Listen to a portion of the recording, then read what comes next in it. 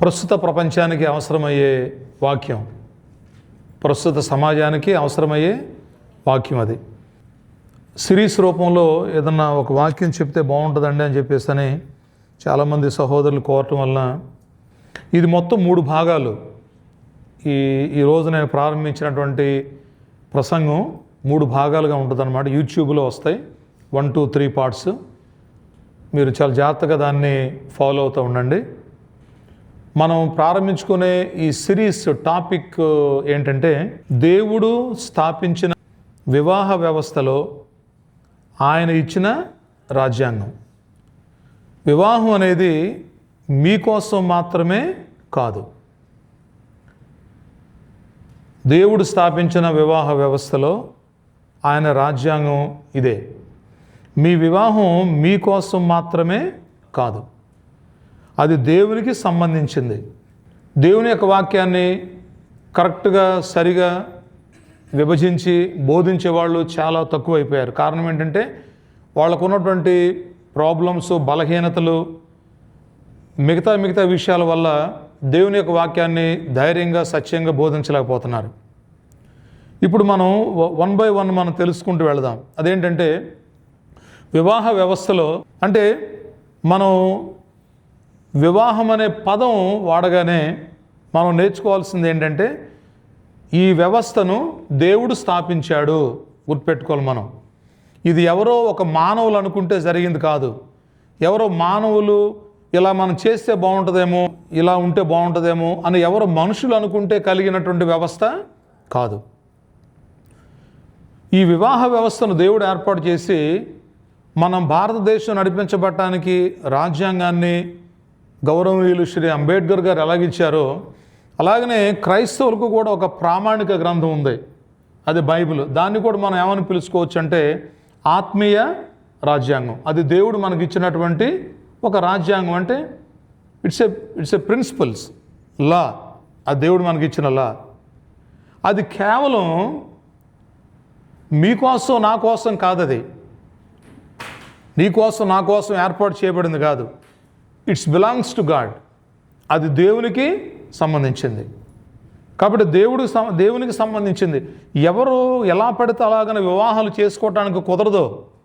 నేను కొండ మీదకి వెళ్ళి చేసుకుంటా, నేను ఎక్కడికో పోయి ఉంగరాలు మార్చుకుంటాం, లేకుంటే ఏదో అంటే ఇది వివాహం అనగానే ఒక ఇద్దరికో అంటే స్త్రీకో పురుషునికో సంబంధించింది కాదు. ఎందుకంటే the Indian Christian marriage act అని ఒకటి ఉంది మనకి, 1972 act number 15 of 1972. It was commenced on 18th July 1872. భారత క్రైస్తవ వివాహ చట్టం అని ఒకటి ఉంది మనకి. అది 1872లో చట్టం 15 వాల్యూమ్లో 1972లో ఇది ఏర్పాటు చేస్తే 18 July 1872లోనికి అమల్లోనికి వచ్చింది. అంటే ఎలా చేసుకోవాలి వివాహాన్ని, ఎవరు ఉండాలి వివాహాన్ని, ఎంతమందిలో వివాహం చేసుకోవాలి, వివాహాన్ని జరిపించేది ఎవరు, వివాహం జరగాలంటే పెళ్లి కుమారుడు వైపు ఎవరు ఉండాలి, పెళ్లి కుమార్తె వైపు ఎవరు ఉండాలి, ఎలా చేస్తే ఆ వివాహం చట్టబద్ధం అవుద్దో ఈ యాక్ట్లో మనకి పొందుపరచబడి ఉంది. నేను ఎవరిని వాళ్ళు తీసుకుపోతే అక్కడ చేసుకుంటా, ఇంటి తీసుకుపోతే ఇక్కడ చేసుకుంటా, మాకు ఎవరితో పని లేదు, ఇదేవి కుక్కల పెళ్ళిళ్ళను అప్పుడు వర్షం పడగానే ఇది నక్కల పెళ్ళిళ్ళు అంటారు. నక్కల పెళ్ళిళ్ళు కుక్కల పెళ్ళిళ్ళు లాంటిది కాదు పెళ్ళిళ్ళు అంటే. దీనికి ఒక విలువ ఉంది, దీనికి ఒక చట్టం ఉంది. దీని ప్రకారం మనం వివాహాలు జరిపించుకోవాలి. దేవుడు వివాహ వ్యవస్థను ఏర్పాటు చేసి ఆ వివాహ వ్యవస్థ సక్రమంగా నడిపించబడటానికి ఒక రాజ్యాంగాన్ని ఏర్పాటు చేశాడు. మొట్టమొదటిగా వివాహం అనేది దేవుని యొక్క ఏర్పాటు కాబట్టి అది స్వార్థపూరితంగా ఉండకూడదు. అంటే సెల్ఫిష్నెస్ ఉండకూడదు. నేను చేసుకుంటున్నాను, నాది లేకపోతే మాది అని ఇది వాళ్ళ చుట్టూ తిరిగేది కాదు. ఇది వివాహం అంటే వాళ్ళ చుట్టూ తిరిగేది కాదు. అది దేవుడు నిబంధన మరియు విశ్వాసం పైన ఆధారపడి ఉండాలి. వివాహం అనేది కేవలం ఒక జంట గురించింది కాదు. అర్థమవుతుందా? వివాహం అనేది కేవలము ఒక పురుషుడు ఒక స్త్రీ ఇష్టపడినంత మాత్రాన అయ్యేది కాదు వివాహం అంటే. చాలామందికి ఒక అవగాహన లేదు. ఈ మధ్య మరీ ఫ్యాషన్ అయిపోయింది వివాహం. వివాహం అంటే ఏంటో మీరు తెలుసుకోపోతారు ఈ 3 సిరీస్లో. ఎలాగని వివాహం జరగాలి, ఎవరు చేయాలి, ఎలా చేస్తే దేవుడు దానిని అంగీకరిస్తాడు. ఆ వివాహము మీ ఇద్దరికీ సరిపోతే కుదరదు ఇక్కడ. That was not acceptable marriage in the sight of God. మీ ఇద్దరు ఓకే అనుకుంటే కుదరదు అది. దానికి ఒక చట్టం ఉంది, కుటుంబాలు ఉన్నాయి, వ్యవస్థలు ఉన్నాయి, సమాజం ఉంది. ఇవన్నీ ఆధారపడి ఉన్న వివాహం మీద. ఎందుకంటే నువ్వు చేసుకోబోయే వివాహం రాబోయే జనరేషన్కి మాదిరికరంగా ఉండాలి, కానీ నువ్వు చేసుకునే వివాహం రాబోయే తరానికి మాయని మచ్చలాగా ఉండకూడదు. ఎందుకంటే వివాహం ద్వారా ఒక జనరేషన్ రాబోతుంది. నేను నా రాబోయే జనరేషన్కి ఒక మాదిరి చెప్పుకోవాలి. నీ వివాహం ఎలా జరిగిందిరా అని అంటే, నేను ఆ అమ్మాయిని తీసుకొచ్చాను, లేకపోతే నేను ఈ అబ్బాయిని తీసుకొచ్చాను, మేము ఎక్కడికి వెళ్ళి పెళ్లి చేసుకున్నాం అన్నాడు చెప్తే, రేపొద్దునాడు మీకంటే ముందే తీసుకుపోతారు ఇంకెవరినో. ఇక వివాహ వ్యవస్థలో విశ్వాసం అనేది ఉండదు. వివాహ వ్యవస్థలో అసలు వాడి వివాహం అంటే ఏంటో అసలు ఇప్పుడు విలువ లేకుండా పోతుంది ఇంకా. కనుక మీరు జాగ్రత్తగా ఈ రోజున నేర్చుకోవాలి. ఆదికాండము 2వ అధ్యాయము 18 నుంచి 24 వచనాల్లోను, మత్తయి సువార్త 19వ అధ్యాయం 4 నుంచి 6 వచనాల్లోను, ఎఫెసీయులకు రాసిన పత్రిక 5వ అధ్యాయం 21 నుంచి 33 వచనాల్లో దేవుడు ఇచ్చినటువంటి రాజ్యాంగము అక్కడ ఉంది. దేవుడిచ్చిన నియమాలు అక్కడ ఉన్నాయి. ఇక్కడ ఒకే ఒక విషయం గుర్తుపెట్టుకోవాలి, మళ్ళీ చెప్తున్నాను. వివాహ వ్యవస్థను ఏర్పాటు చేసింది మనుషులు కాదు. వివాహ వ్యవస్థను ఏర్పాటు చేసింది దేవుడు. మళ్ళీ చెప్తున్నాను, వివాహ వ్యవస్థను ఏర్పాటు చేసింది దేవుడు. God made this institution. So marriage institution was prepared by God. అర్థమవుతుందమ్మా? అమెరికన్ సైకలాజికల్ అసోసియేషన్, దీన్నే APA అంటారు. ఓర్సెస్టర్లో ఉందన్నమాట. ఓర్సెస్టర్ స్టేట్లో ఉంది అమెరికాలో. ఇక్కడ వీళ్ళ పని ఏంటంటే, ప్రపంచంలో ఉన్నటువంటి అన్ని దేశాలలో వివాహ వ్యవస్థ ఎలాగుందో వీళ్ళు తెలుసుకొని, ఏ దేశంలో వివాహాలు ఎలా జరుగుతున్నాయి, ఎంతమంది విడాకులు తీసుకుంటున్నారు, ఎన్ని కుటుంబాలు పాడైపోతున్నాయి, ఇవన్నీ కూడా సర్వే చేసే ఒక టీం అన్నమాట ఇది. సో వీళ్ళు కనుక్కున్నది ఏంటంటే, అమెరికన్ సైకలాజికల్ అసోసియేషన్ ప్రకారం సుమారుగా 70 నుంచి 80% మొదటి వివాహాలు విడాకులు జరుగుతున్నాయటండి. ఎంత శాతం? 70 నుంచి 80 మంది. అంటే 100 మంది పెళ్లి చేసుకుంటే 80 మంది విడిపోతున్నారు. అమెరికా దేశం నేను వెళ్ళినప్పుడు ఒక బోర్డు, 2-3 బోర్డులు ఫోటోలు తీసుకున్నా. 3 అవర్స్లోనే విడాకులు $300. అంటే 27,000 రూపాయలు ఇస్తే 3 గంటల్లో విడాకులు. నీ భర్త సంతకం అవసరం లేదు, భార్య సంతకం అవసరం లేదు అని ఒక బోర్డులు ఉన్నాయి. మీకు చూపిస్తాను, స్లైడ్ ఉంది, వచ్చే వారం చూపిస్తా స్లైడ్. $300 పెడితే 3 గంటల విడాకులు. అంత జ్ఞానంగా అభివృద్ధి అయిపోతున్నాయి దేశాలన్నీ. దేవుడు పెట్టిన వ్యవస్థని నవ్వుల పాలు చేస్తున్నారు. They are mocking the institution of God. ఇకపోతే రెండవ వివాహ విషయంలో, అంటే మొదటి పెళ్ళిళ్ళు కాకుండా రెండవ వివాహ విషయంలో, రెండోసారి పెళ్లి చేసుకున్న వాళ్ళు ఎంతమంది విడిపోతున్నారు? వీళ్ళు 75 నుంచి 85 మంది విడిపోతున్నారు. అంటే వీళ్ళు కూడా కలిసి ఉండట్లా. బైబిల్ గ్రంథం ఏం బోధిస్తుందంటే, ఒక పురుషునికి ఒక భార్య. నేను మళ్ళీ చెప్తున్నాను, ఒకసారి పురుషునికి వివాహం జరిగితే అది ఏ కారణం చేతనైనా ఆ వివాహం పాడైపోతే ఆ పురుషుడు మళ్ళీ జీవితంలో పెళ్లి చేసుకోకూడదు, ఆ స్త్రీ మళ్ళీ జీవితంలో పెళ్లి చేసుకోకూడదు. గుర్తుపెట్టుకోండి బాగా. ఒక పురుషునికి ఒక భార్యే, ఒక స్త్రీకి ఒక భర్త. ఇక్కడ ఇది ఒకసారి మనం గ్లోబల్ డివోర్స్ రేట్, అంటే ప్రపంచంలో ఉన్నటువంటి విడాకుల శాతాన్ని మనం గమనిస్తే 1900 నుంచి 2025, అంటే గత 126 సంవత్సరాల్లో మనం గమనిస్తే 1800 సంవత్సరంలో అసలు విడాకులు అంటే ఏంటో ఎవరికీ తెలియదు. అలాగని 1900లో తెలియదు, 1910లో తెలియదు. 1920లో ఇంగ్లాండ్లో ఒక స్త్రీ మొట్టమొదటిగా ఒక స్త్రీ బయటకు వచ్చింది ఇంగ్లాండ్ దేశంలో. బయటకు వచ్చి నేను నా భర్తతో కలిసి ఉండను అని అంది. అంటే మొట్టమొదటిగా విడాకులు అనే పదాన్ని తీసుకొచ్చింది స్త్రీ మహామూర్తి అన్నమాట. ఏ మూర్తి? స్త్రీ మహామూర్తి. అక్కడ నుండి దాన్ని యాక్సెప్ట్ చేయడానికి ఇంగ్లాండ్ గవర్నమెంట్కి దాదాపుగా 5 సంవత్సరాలు పట్టిందనమాట. ఆ తర్వాత అలాగలాగ మనం చూసుకుంటూ వస్తే 6%, 10%, 13, 15, 25, 29, 32, 38, 41, 45%, 54%, 64%, 76% వెళ్ళిందనమాట. 2025లో 76% డివోర్స్ రేట్ పెరిగింది. అంటే 100 మంది పెళ్లి చేసుకుంటుంటే 76 మంది విడిపోతున్నారు. ఇక్కడ మీకు మరొక విషయాన్ని తెలియజేస్తాను. ప్రపంచంలోనే అత్యంత ఘోరంగా విడాకులు తీసుకుంటున్నటువంటి దేశం పోర్చుగల్ దేశం. ఇక పోర్చుగల్ దేశంలో 100 మందికి పెళ్ళైతే 95 మంది విడాకులు తీసుకుంటున్నారు. ఇక వాళ్ళ మనుషులనాలో ఏమనాలో మీకు వదిలేస్తున్నా. అలాగనే ప్రపంచంలో అత్యధికంగా తక్కువగా విడాకులు నమోదైనటువంటి దేశం భారతదేశం. 1 నుండి 5% అనమాట. అంటే 100కి 5 మాత్రమే విడాకులకి అప్రోచ్ అవుతున్నారు.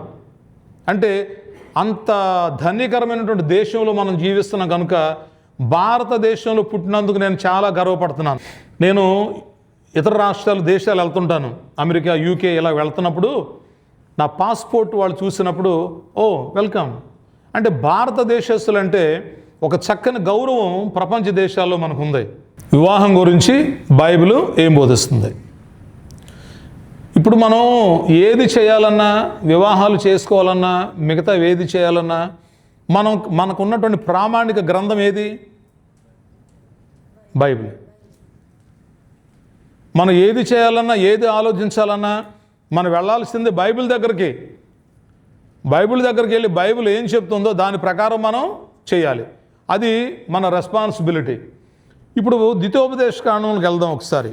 ద్వితీయోపదేశకాండం 7వ అధ్యాయం 3-4 వచనాల్లో ఇశ్రాయేలీయులతో దేవుడు చాలా కఠినమైనటువంటి ఆజ్ఞలు ఆయన చెప్పాడు. అది ఏమని చెప్పాడంటే, వారితో వివాహ సంబంధాలు పెట్టుకోవద్దు, మీ కుమార్తెలను వారి కుమారులకు ఇవ్వవద్దు, లేదా వారి కుమార్తెలను మీ కుమారులకు తీసుకోవద్దు. అప్పుడు యెహోవా కోపం మీ మీద రగులుకొని మిమ్మల్ని త్వరగా నాశనం చేస్తుంది. కాబట్టి ఆ ఫోటోలో ఉన్న ప్రకారం ఎవరి జాతుల ప్రకారం, ఎవరి మతాల ప్రకారం, ఎవరి వర్గాల ప్రకారం వాళ్ళని పెళ్లి చేసుకోవాలి. మీరు మాత్రం అమోరీయులు కానీ, హిత్తీయులు కానీ, ఫిలిస్తీయులు కానీ, అమోనీయులు కానీ, యెబూసీయులు కానీ ఆ అన్య జాతికి సంబంధించిన వాళ్ళని మీరు వివాహాలు చేసుకోవద్దు. ఒక అమ్మాయిని అక్కడి నుండి తెచ్చుకోవద్దు, మీ అబ్బాయిని వాళ్ళకి ఇవ్వద్దు. ఒక అబ్బాయిని అందులోని తెచ్చుకోవద్దు, మీ అమ్మాయిని వాళ్ళకి ఇవ్వద్దు. కానీ వాళ్ళు జరుగుతున్నది ఏంటంటే కుల మతాంతర వివాహాలు జరుగుతున్నాయి. కుల మతాంతర వివాహాలు అంటే అర్థం ఏంటో తెలియజేస్తాను మీకు. అంటే కుల మతాంతర వివాహాలు చేసుకోవడం తప్పు అని కాదు. ఇక్కడ ఒపీనియన్స్ కాదు మనకు కావాల్సింది. బైబిల్ ఏం బోధిస్తుందో క్రైస్తవులకు అది మాత్రమే మనకు కావాలి. నీ ఒపీనియన్ అడిగినప్పుడు నువ్వు చెబుదు కానీ, నీ ఒపీనియన్ అడిగితే నువ్వు చెబుదు కానీ, నీ ఒపీనియన్ నాకెందుకు? మీ ఒపీనియన్ మాకెందుకండి? మాకు కావాల్సింది ఎవరి ఒపీనియన్? Bible opinion. కుల మతాంతర వివాహాలంటే ఏంటంటే అర్థం విభిన్న జాతి, సామాజిక మరియు మత వర్గాలకు చెందిన వ్యక్తుల మధ్య వివాహం. ఇక్కడ కుల మతాంతర వివాహాలలో ఉన్న రకాలు మీకు తెలియజేస్తాను నేను. అవేంటంటే ఒకసారి ఆ స్లైడ్లో మీరు గమనిస్తే అక్కడ మనకి కొన్ని రకాలైనటువంటి వివాహాలు ఉన్నాయి. ఒకటి మిశ్రమ వివాహాలు, అంటే మతాంతర వివాహం. అంటే వాళ్ళు ముస్లిం సహోదరి ఒక హైందవ సహోదరుడు, లేదా ముస్లిం సహోదరి ఒక క్రైస్తవ వ్యక్తి. ఇక్కడ వీటిని ఏమంటారంటే మతాంతర వివాహాలు. ఈ మతాంతర వివాహాలు ఏమంటారంటే మత వివాహాలలో వేరువేరు మతాలకు చెందిన భాగస్వాములు ఉంటారు. మళ్ళీ చెప్తున్నాను, ఇక్కడ అది చేసుకోవడం పొరపాటా కాదు అనేది మీకు వదిలేస్తున్నాను. అది కానీ బైబిల్ గ్రంథం చెప్పిన ప్రకారం క్రైస్తవులకి ద్వితోపదేశకాండంలో చెప్పిన ప్రకారం మనం చాలా జాగ్రత్తగా ఉండాలి వివాహ విషయంలో. ఇక్కడ ఇలాగన వేరే వేరే మతాల వాళ్ళు పెళ్లి చేసుకున్నప్పుడు వాళ్ళు ఎంతమంది విడిపోతున్నారంటే 90%. 100 వివాహాలు జరిగితే 90 వివాహాలు విడాకులు తీసుకుంటున్నారు వాళ్ళు. సో అవి కూడా నిలబట్టలా. ఏవి? మతాంతర వివాహాలు. ఇంకొక వివాహానికి వెళ్దాం. ఇవి సంకరి జాతి వివాహాలు.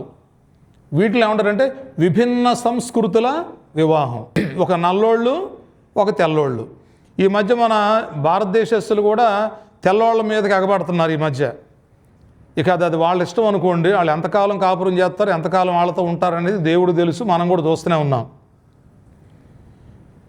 ఇప్పుడు ఇందులో ఉన్న ఒక విషయం ఏంటంటే ఈ విధంగా వీళ్ళు చేసుకోవడం వల్ల, అంటే విభిన్న జాతులకు చెందిన భాగస్వాములు ఉండే సాంస్కృతిక వివాహాలు వీళ్ళు 100కి, అంటే ఇప్పుడు 100 మంది పెళ్లి చేసుకుంటే 85 మందే కాపురం చేస్తున్నారు. ఒకటిది ఇక్కడ ఈ మధ్య దుబాయ్లో ఒకటి చేసుకున్నాడు, వాడిది కూడా రేపు మాపు పోయేలా ఉంది. నేను ఆడికి ముందే చెప్పా, వినలా చెప్పిన మాట.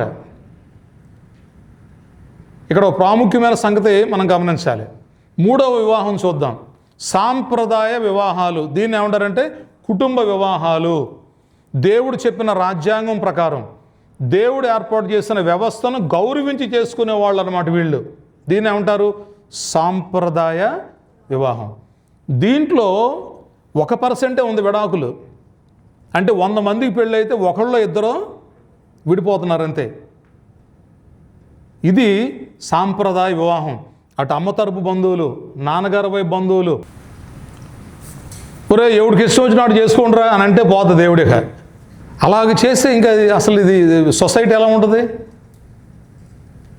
ఇక్కడ బైబిల్ ఏం చెప్తుందంటే నిర్గమాకాండము 34వ అధ్యాయము 12 నుంచి 16 ఇలాగ మనం గమనించుకుంటూ వెళితే దేవుడు చాలా చక్కగా చెప్పాడు ఇశ్రాయేలీయులకి. ఏమన్నాడు? మీరు వెళ్ళబోయే దేశంలో నివసించే వారితో ఒప్పందం చేసుకోకుండా జాగ్రత్త పడండి, లేకపోతే వారు మీకు ఉచ్చుగా ఉంటారు. మొన్న మధ్య చాలామంది ఎలా అంటున్నారు, ఎలాగైనా సరే భారాన్ని తీసేసుకోవాలని అంటున్నాడు ఆయన, ఒక పెద్ద ఆయన. ఏం భారం అని అడిగారు. అదేనండి మా అమ్మాయి సంబంధం అంటున్నాడు. వాళ్ళ అమ్మాయి ఎలా ఉందట ఆయనకి? భారంగా. ఎలాగలా చేసేయాలని అంటున్నాడు. పెళ్లి గురించి దేవుడు ఇంత కఠినంగా చెప్తున్నప్పుడు అసలు జంతువుల గురించి ఇంకెలా చెప్పాడు తెలుసా? లేవియా కాండము 19వ అధ్యాయం 19వ వచనంలో జంతువుల కలయిక గురించి కూడా దేవుడు చాలా జాగ్రత్తగా చెప్పాడు వాళ్ళకి. మీరు నా కట్టడలను అనుసరించవలను, నీ జంతువులను ఇతర జాతి జంతువులను కలగనీయకూడదు. అమ్మో, జంతువుల విషయంలో కూడా దేవుడు చెప్పాడు. నీ పొలములో వేరు వేరు జాతుల విత్తనములు చల్లకూడదు, బొచ్చును నారయు కలిసిన బట్ట వేసుకోకూడదు. ఏ బట్టలు వేసుకోవాలో చెప్పాడు, ఎలాంటి విత్తనాలు విత్తాలో చెప్పాడు.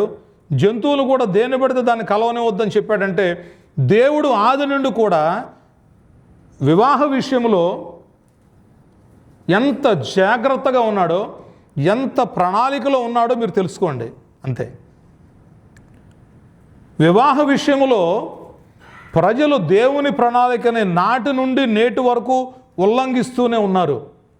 People are breaking God's marriage institution even from the Old Testament till the New Testament. Ezra గ్రంథం 9వ అధ్యాయము 1 నుంచి 2 వచనాలు. ఎజ్రా ఏడుస్తున్నాడు. దేవుని యొక్క పరిశుద్ధ దేవాలయం వైపు చేతులెత్తి ఏడుస్తూ ప్రార్థన చేస్తున్నాడు.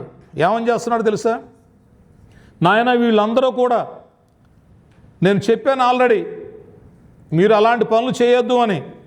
కానీ మీరు వీళ్ళందరూ ఏం చేస్తారు? కనానీయులు, హిత్తీలు, పెరిజ్జీలు, ఎబుసీలు, అమ్మోనీయులు, మోయాబీలు, ఐగుప్తీలు, అమోరీలు అన్న దేశపు జనములలో నుండి తమ్మును తాము వేరుపరచుకొనక వారు చేయు అసహ్యమైన కార్యములను తాము చేయుచు వారి కుమార్తెలను పెండ్లి చేసుకొనుచు తమ కుమారులను తీసుకొనుచు పరిశుద్ధ సంతతిగా ఉండవలసిన తాము ఆ దేశపు జనులతో కలుసుకుని వారైరి. ఈ అపరాధము చేసిన వారిలో పెద్దలను అధికారులను నిజముగా ముఖ్యులై ఉండేరని చెప్పిరి. ఈ పిల్లలు చేసే తప్పులకి పెద్దోళ్ళు సపోర్ట్. మళ్ళీ వీళ్ళు అన్నం తింటున్నారో వరిగడ్డి తింటున్నారో నాకైతే తెలియదు. పిల్లలు ఏదైనా పొరపాటు చేస్తున్నప్పుడు సరిగ్గా పుట్టినోడైతే అమ్మకే నాన్నకి వాళ్ళు చేస్తున్న పొరపాటు అని చెప్తాడు. వీడికి సరిగా చెప్పట్లేదు, వీడికి ఎలాగ ఇంత జ్ఞానం లేదు వీళ్ళకి. వాళ్ళు కూడా ఏం చేయాలి? పిల్లల్ని మీరు చేస్తున్న పొరపాటు అని చెప్పకపోగా ఈ పెద్దలు ఏం చేశారట? ఏం పర్లేదు చేసుకోండి అని పెద్దలు కూడా దగ్గరుండి చేసిన పొరపాటు వల్ల ఇశ్రాయేలీలు బోల్డ్ సార్లు అన్యుల చెరలోనికి పోయారు. వివాహం గురించి బైబిల్ మరియు చట్టం మధ్య సమతుల్యత, ఈ రెండింటిని మనం కంపేర్ చేసుకుంటే ఇక్కడ కొన్ని విషయాలు మనం చూద్దాం. చట్టం ఈ విధంగా అడుగుతుంది ప్రశ్న: వివాహం చట్టబద్ధమైన విధానంలో జరిగిందా? ఇది ఎవరు అడుగుతారు? చట్టం. కుటుంబం అడిగే ప్రశ్న: ఈ నిర్ణయం కుటుంబానికి మేలు చేస్తుందా? బైబిల్ అడిగే ప్రశ్న: ఈ వివాహం దేవుని ఉద్దేశానికి అనుగుణంగా ఉందా? ఇది బైబిల్ మరియు దేవుడు ఇచ్చిన చట్టం మధ్య ఉండే సమతుల్యత.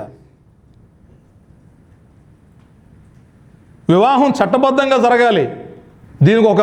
దీనికి ఒక దొంగ పెళ్ళిళ్ళు చేసేవాడు ఉంటాడు, దొంగ సర్టిఫికెట్లు ఇచ్చేవాడు ఉంటాడు. చాలామంది ఈ మధ్య పోలీసులు అరెస్ట్ చేశారు, వాళ్ళ లైసెన్సులు కూడా క్యాన్సిల్ చేశారు.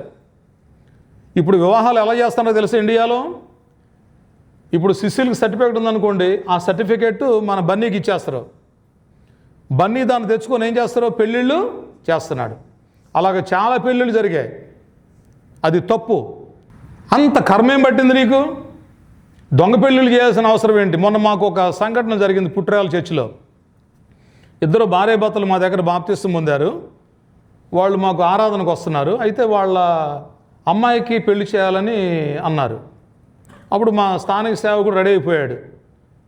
అప్పుడు నేను అన్నాను, పెళ్లి చేసుకోండి అమ్మ, ఇక్కడ చర్చిలో, పాత చర్చిలో భోజనాలన్నీ కూడా తోటలో పెట్టుకోండి, పర్లేదన్నాను.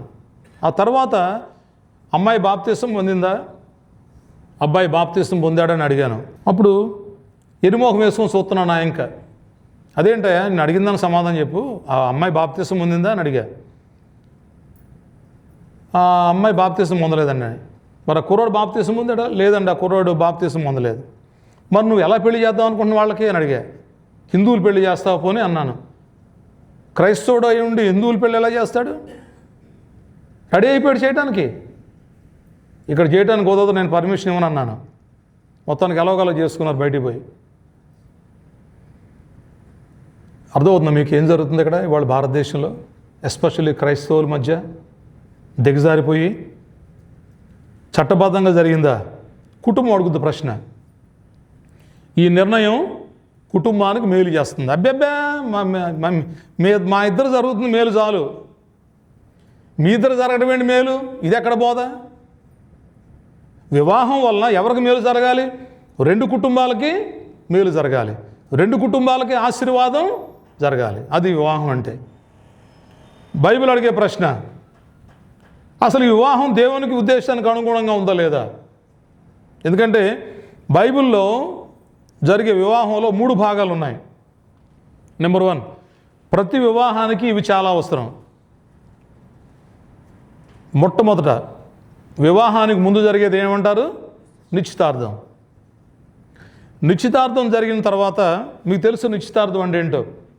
అంటే ఇటు పెళ్లి కుమారుడు తరపు వాళ్ళు, పెళ్లి కుమార్తె తరపు వారు ఈ సంబంధం మాకు ఇష్టమే అని ఈ అమ్మాయిని వాళ్ళ ఇంటి కోడలుగా నిర్ధారణ చేసుకోవటాన్ని నిశ్చితార్థం అంటాం. అది జరిగిన తర్వాత జరిగే రెండవది వివాహ వేడుక. ఈ వివాహ వేడుక అంటే ఈ నిశ్చితార్థం ద్వారా జతపరచబడిన ఈ ఇరువురు పెళ్లి కుమారుడిగా స్థితపడిన వాడిని, పెళ్లి కుమార్తెగా స్థితపడిన అమ్మాయిని బహిరంగంగా ఆహ్వానించి పరిశుద్ధుల సమక్షంలో, దేవుని సమక్షంలో, పెద్దల సమక్షంలో, దైవజనుల సమక్షంలో, కుటుంబాల సమక్షంలో, బంధువుల సమక్షంలో అందరికీ ఆమోదయోగ్యంగా ఉండే వివాహం. వివాహాలు బహిరంగంగా జరగాలండోయ్. కానానే పెండ్లి విందు సీక్రెట్ జరిగిందా? కానానే పెండ్లి విందు బహిరంగంగా జరిగింది. కొన్ని వందల మంది వచ్చారు అక్కడికి. వివాహం అంటే అలా జరగాలి. ఇప్పుడు అక్కడ వివాహాలు ఏంటి, పెళ్ళి అయిపోయింది, ఎక్కడ చేసుకున్నారంటే కొండ మీద. కొండలేంటిరా, కొండలేంటి ఇంకెక్కడ చేసుకున్నావు? ఆఫీసుల్లో, రిజిస్టర్ ఆఫీసుల్లో. అదేం కర్మ? రిజిస్టర్ ఆఫీసులు చేసుకోవాల్సిన కర్మ ఏంటి? లేదంటే కొండల మీద గుట్ల మీద చేసుకోవాల్సిన కర్మ ఏంటి? మీకు అమ్మా నాన్నలు లేరా? తల్లిదండ్రులు లేరా మీకు? You don't have any parents. So ఇక్కడ విషయం ఏంటంటే, ఒకటి నిశ్చితార్థం, 2 వివాహ వేడుక, 3వది సంపూర్ణత, ఏక శరీరం. దీన్నే ఫస్ట్ నైట్ అంటారు. హెబ్రీయులకు రాసిన పత్రిక 13:4 వివాహము అన్ని విషయములలో ఘనమైనది మరియు పాన్పు నిష్కల్మషమైనది. It should be most holy. ఈ 3 అంశాలు జరగాలి ఎందులో? వివాహ వ్యవస్థలో. ఇప్పుడు మత్తయి సువార్త చూద్దాం 24:12. యేసు ప్రభు వారు ఏం చెప్తున్నాడంటే, మనుషుల మధ్య మరియు వారి సంబంధాల మధ్య ప్రేమ కనుమరుగైపోతూ ఉంది.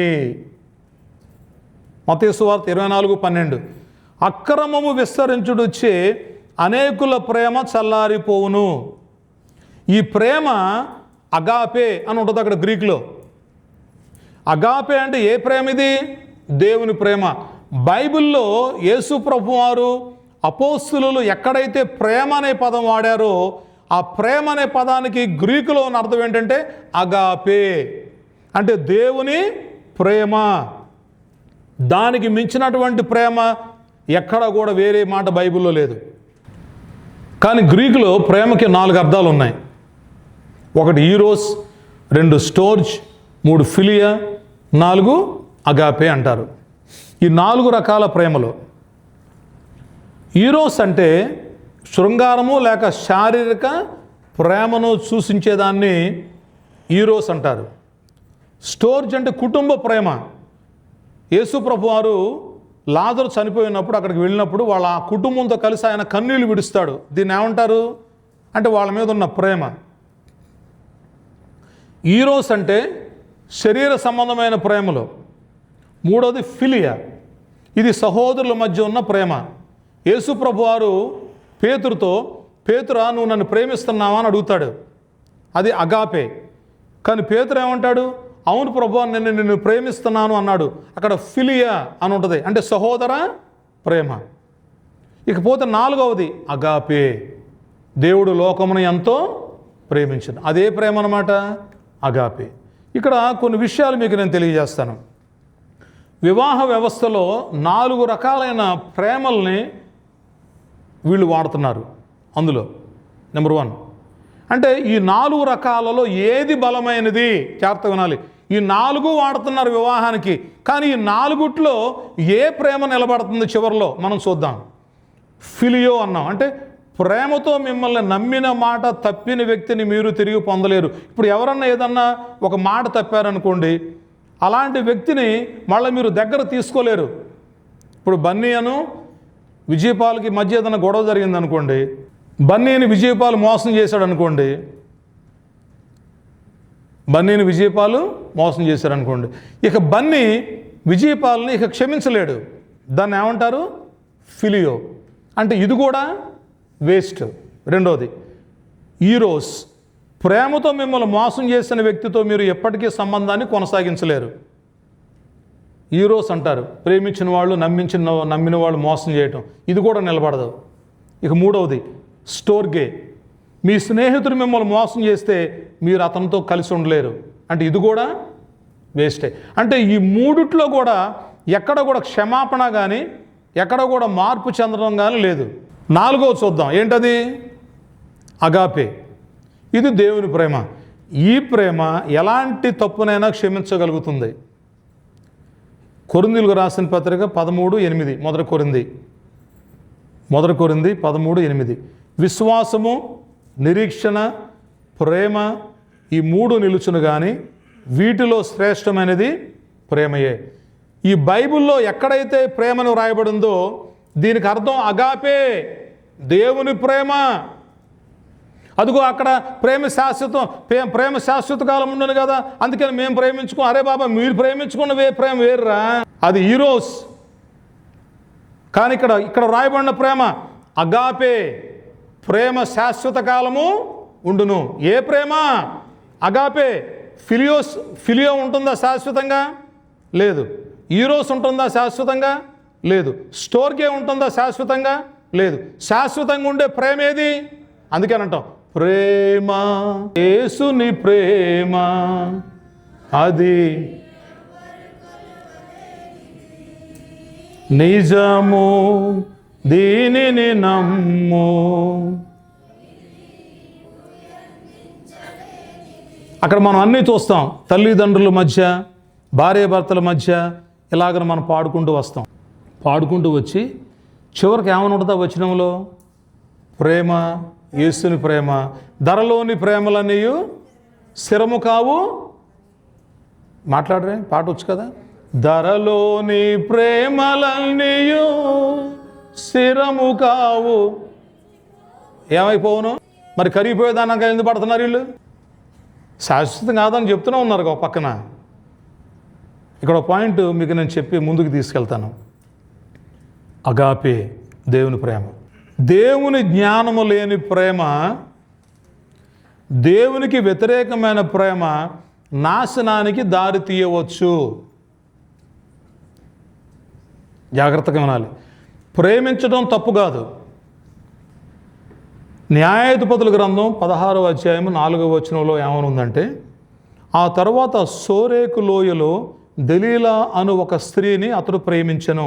ఈ ప్రేమ అగాపే కాదు, ఇది ఈ ప్రేమ ఈరోస్ అంటాం. ఎవరి ప్రేమ కాదు ఇది? సిసిల్ వెళ్ళి క్వీనీని ప్రేమించాడు అనుకుందాం, అది అగాపే కాదు నాన్న, అది ఈరోస్. అంటే ఆవిడని నువ్వు రొమాంటిక్గా, అంటే ఇష్టపూర్వకంగా నువ్వు ఇష్టపడి ప్రేమించావు, అది తప్పేమీ కాదు. కానీ అది అగాపే కాదు అది. కాబట్టి శాంసన్ మరియు దెలీలా మధ్య ప్రేమ ఈరోస్ కరెక్ట్ సరిపోయింది ఆ నిర్వచనానికి. సంసోనుకు దెలీలా పట్ల ఉన్న ప్రేమలో ఆకర్షణ, భావోద్వేగ బంధం మరియు అవివేక నిర్ణయాలు కనిపిస్తాయి. చివరికి ఆ సంబంధం అతనికి ద్రోహం మరియు నాశనాన్ని తీసుకొచ్చింది. ఎక్కడ పడుకున్నాడో అక్కడే చంపించేసింది. చాలా జాగ్రత్తగా మనం గమనించాలి. నేను నా భార్య పెద్దల సమక్షంలో, దైవజనుల సమక్షంలో, వేల మంది సమక్షంలో చేసుకున్నాం కాబట్టి ఒడిదుడుకులు వచ్చిన, ఇబ్బందులు వచ్చిన ఈ రోజు వరకు మేము కలిసి ప్రయాణం చేస్తున్నాం. అది వివాహ వ్యవస్థ అంటే. దావీదు బత్షెబాను ఇష్టపడ్డాడు, వీడికి ఎవరూ దొరకనట్టు. ఇది కూడా ఈ దావీదు మధ్య, ఈ బత్షెబా మధ్య ఉన్నది, ఇది కూడా ఈరోసే. కామ ప్రేమ, దీన్ని కామం అంటారు. ఇష్టం ప్రేమ కాదుండోయ్, జాగ్రత్తగా వినాలి. ఇష్టం ప్రేమ కాదు. అలాగే ప్రేమని పిలిచేదంతా నిజమైన ప్రేమ కాదు. నిజమైన ప్రేమ అయితే రోజుకి నాకంటే మీరే ఎక్కువ చూస్తున్నారు న్యూస్ అంతా. ఈ అమ్మాయిని వీడు ప్రేమించాడట, ఈ అమ్మాయి ఇతన్ని ప్రేమించలా. ఈ అమ్మాయికి తనంటే ఇష్టం లేదని చెప్పింది, వీడు కొడవలు తీసుకొని నరుగుతున్నాడు. దీన్ని ప్రేమ అందామా, కామం అందామా? మాట్లాడరే. పచ్చి కామం అంటారు దీన్ని. వీడు ఈ అమ్మాయిని ప్రేమిస్తున్నాడు, ఈ అమ్మాయికి ఇష్టం లేదు. అంత మాత్రం నువ్వు వెళ్ళి చంపాల్సిన అవసరం లేదు కదా. ఎందుకు చంపుతున్నావు? ఆ అమ్మాయి నీకు కావాలి, అది కామం. అలాగనే అబ్బాయిని ఇష్టపడుతుంది, కానీ వీడికి ఇష్టం లేదు. చక్కగా తీసుకెళ్తున్నారు రైడ్, కానీ కొండ మీద నుంచి తోస్తున్నారు. అది ప్రేమ? కామం. యవనస్తుల మధ్య ఇలా చెప్తున్నందుకు చాలా విచారంగా ఉంది నాకు. యవనస్తులు తమ శరీర వాంఛలు తీర్చుకోవడానికి వీళ్ళు పెట్టుకున్న పేరు ఏదంటే ప్రేమ. ప్రేమ చాలా పవిత్రమైందండి అది. ఆ పదం చాలా విలువైంది. ఆ ప్రేమ అనే పదం వాడే వాళ్ళకి సరైనటువంటి ఇంటెంట్ ఉండాలి, మనస్సాక్షి ఉండాలి. ఓహో, ఓకే, నేను ఇతను ఇష్టపడుతున్నాను, దీనివల్ల అతని కుటుంబం ఏమన్నా లాస్ అవుతుందా, లేకుంటే నేను ఈవిని ఇష్టపడ్డాను, నా కుటుంబం ఏమన్నా నష్టపోతుందా? ఇరువురు ఇష్టాలు మాత్రమే కాదు, ఇరువురు వ్యవస్థలు ఉన్నాయి వెనకాల. అర్థమవుతుందమ్మా? నీ తండ్రి, నీ చిన్నాన్న, నీ పెదనాన్న, నీ అమ్మమ్మ, నీ తాతయ్య, నీ బంధువులు ఎంతమంది ఉన్నారు తెలుసా? It's marriage. వివాహం అనేది ఏమనుకుంటున్నారు? మీకు అర్థమవుతుందమ్మా? దేవుని వాక్యానికి అవిధేయత చూపించే ప్రేమ నీ దృష్టిలో ప్రేమ అవుద్ది, కానీ దేవుని దృష్టిలో ప్రేమ కాదు. కామవాంఛ ప్రేమలో కనిపించవచ్చు, కానీ దాని ఫలితం నాశనం కావచ్చు. నిజమైన ప్రేమ దేవుని సత్యం, పవిత్రత, విశ్వాసత మరియు నిబద్ధతతో నడుస్తుంది. గుర్తుపెట్టుకోండి. ప్రేమ వివాహ బంధాన్ని నిలబెట్టదా? వచ్చే వారం తెలియజేస్తాను మీకు. ప్రేమ వివాహ బంధాన్ని నిలబెడతదా? ఒకరిని ప్రేమిస్తున్నామనే భావనతో పెళ్లి చేసుకోకండి. అది మలాకీ గ్రంథం 2:14 ఏమని రాయబడిందంటే, ప్రేమ వివాహ బంధాన్ని నిలబెట్టదు. యవ్వన కాలమందు చేసుకున్న మీ భార్యని విడిచిపెట్టి పాపం చేయకండి అని ఉంది. అంటే యవ్వనస్తులు చాలామంది పెళ్ళిళ్ళు చేసుకొని తమ భార్యలను విడిచిపెడుతున్నారు. చాలామంది యవ్వన స్త్రీలు పెళ్లి చేసుకొని యవ్వన వయసులో ఉన్న తమ భర్తల్ని విడిచిపెడుతున్నారు. అంటే దేవుడు చెప్పిన మాట వాస్తవా కాదా? నేను ప్రేమించాను అంటున్నారు, పెళ్లి చేసుకుంటున్నారు. చేసుకున్న వాళ్ళు ఎంతకాలం కాపురం చేస్తున్నారు? మొన్న ఒకటి చెప్తున్నారు, నేను నెల చేశానండి అంటున్నాడు. ఎంత చేశాడట? నెల. ఇంకొకరు నేను 6 నెలలు అండి అంటున్నాడు. ఇంకొకటి సంవత్సరం అండి. అవి పెళ్ళిళ్ళ. వచ్చే వారం మనం నేర్చుకునే మరొక పార్ట్ 2 ఏంటంటే, అంచనాలతో పెళ్లి చేసుకోకండి. Don't get marriage with expectations. ఊహలతో పెళ్లి చేసుకోకండి, అవి నిలబడవు. ఎక్స్పెక్టేషన్స్ అంటే ఏంటో చెప్తాను, ఊహలు అంటే ఏంటో చెప్తాను. అంచనా అంటే, ఇప్పుడు ఈ బిల్డింగ్ని కట్టబోతున్నారు. ఈ బిల్డింగ్ని కట్టేటప్పుడు అంచనా వేస్తారు. ఓకే, ఎంత ఇసుక వేయాలి, ఎంత సిమెంట్ వేయాలి, స్టీల్ ఎలాగేయాలి, కాంక్రీట్ ఎలాగేయాలి, ఇవన్నీ కూడా ఆలోచిస్తారు. వేసి ఓహో ఇది 100 సంవత్సరాలకు ఉండొచ్చు అని ఆలోచించుకొని చేస్తారు. కానీ 100 సంవత్సరాలు ఉంటుందన్న గ్యారంటీ ఉండదు. కానీ వివాహంలో ఉంటుంది 100% గ్యారంటీ. అది దేవుడు చెప్పినట్టుగా జరిగితే. అంచనా అంటే ఏంటి తెలుసా? భవిష్యత్తులో ఏదైనా జరుగుతుందో లేదు, జరగాలి, లేదా నిరంతరం జరుగుతూనే ఉంటుందనే భావన లేదా నమ్మకం. ఈ అంచనా అనే పదాన్ని చాలామంది యవ్వనస్తులను పాడు చేస్తుంది, ప్రభావితం చేస్తూ పెళ్లి తర్వాత ఎన్నో జీవితాలను పాడు చేస్తుంది. ఇద్దరు కూర్చుంటారు ఇక్కడ, డేటింగ్లు అంటారు, ఏదో మొత్తం అంటారు, చక్కగా మాట్లాడుకుంటారు.